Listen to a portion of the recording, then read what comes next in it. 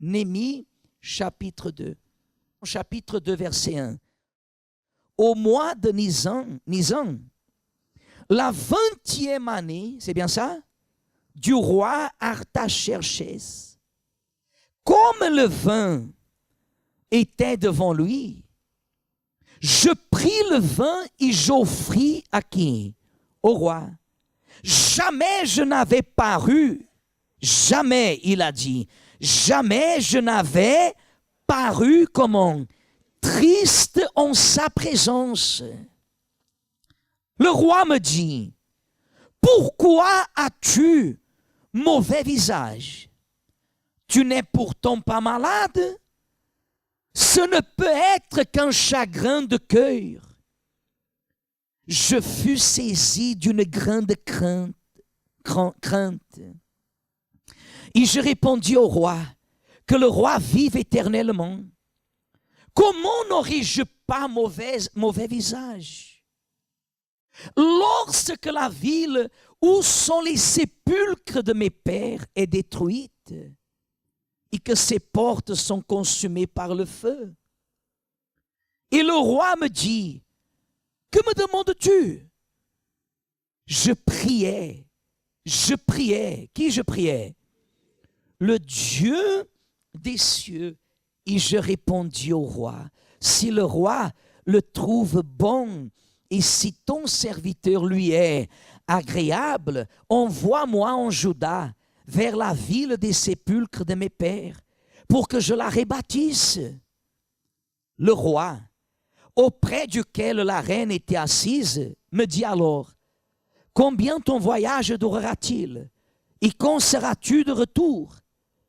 Il plut au roi de me laisser partir, et je lui fixai un temps. Lorsque Néhémie, qui servait le roi, s'est présenté devant le roi d'une façon que jamais le roi l'avait vu comme ça. Il dit, jamais il était devant le roi abattu. Et le roi lui a regardé, lui a dit, pourquoi tu es comme ça? Néhémie, il vivait une situation qui à ses yeux était faible. Parce qu'il n'avait pas la décision seul. Il ne pouvait pas prendre une décision seul. Il fallait que la main de Dieu soit avec lui pour que le roi lui soit favorable. Mais vous voyez qu'en aucun moment, Néhémie, il a permis que les faiblesses lui dominent. Il a regardé, il a dit, mon Dieu, il voit en moi. Mais à ce moment-là, il a dit, comment pourrais-je être satisfait, étant donné l'état dans lequel se trouve la ville où mes pères se trouvent, où le sépulcre de mes pères, il faisait référence à Jérusalem qui était complètement détruite. Et il n'a pas eu peur de demander au roi ce qu'il avait besoin.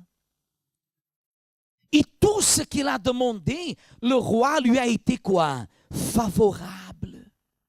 Église, nous sommes entourés par des situations faibles. Mais en aucun moment, je peux me plier à la faiblesse. Vous ne pouvez pas vous plier aux faiblesses.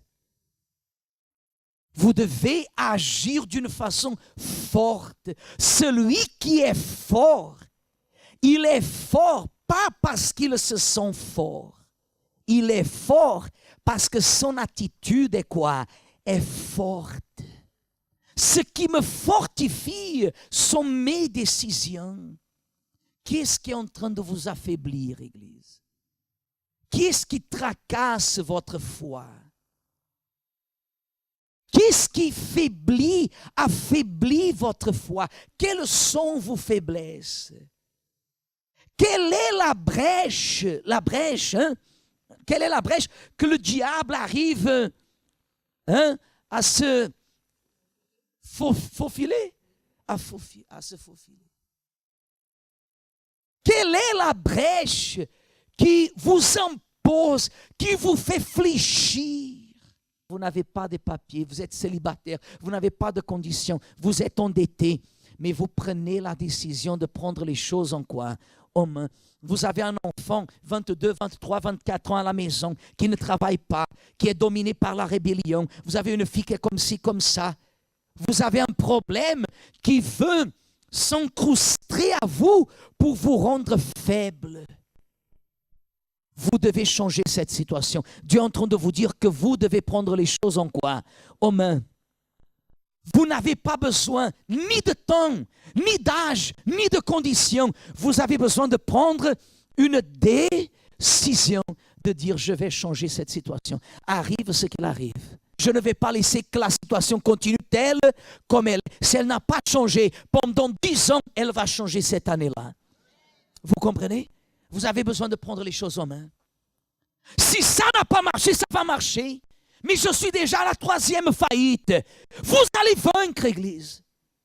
Mais je suis déjà à la 3e échec sentimental. Vous allez vaincre. Prenez les choses en main.